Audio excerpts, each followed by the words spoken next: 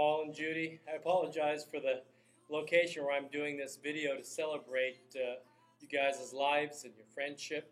But it's been a few weeks since I've been able to work out, so Lisa and I came to work out. And Paul, you understand, with all of our schedule, we got to keep working out just to keep up with our wives and keep up with the schedule God has for us.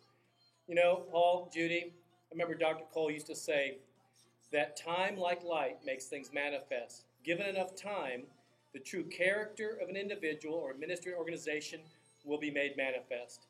Time has proven your lives. You know, I think I've known you now almost 3 decades. Can you believe it?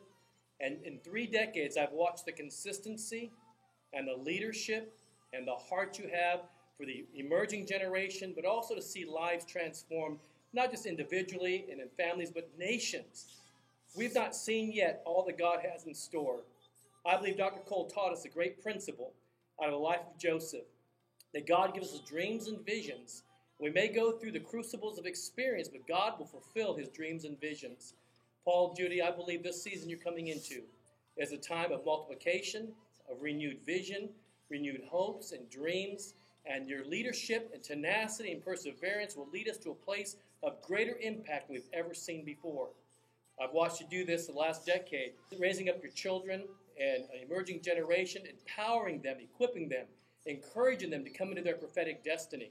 At the same time, I've watched you to make sacrifices and prices paid for foundations to be laid for the rest of us to be able to build on.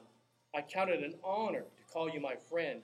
I thank God for your life, your ministry, and your friendships. I thank you for bringing me into your family, sharing your family with me, and making me feel like I've just been a part of something far bigger than myself.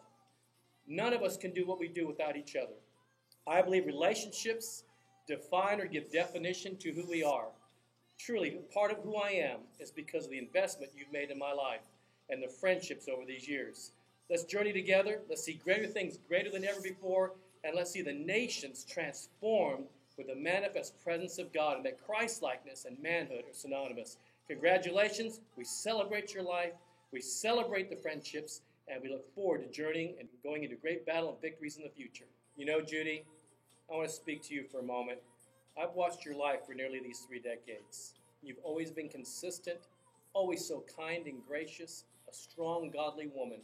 And I know that Paul could not do the things he does with your encouragement and your standing with him and challenging him to be all that God called him to be.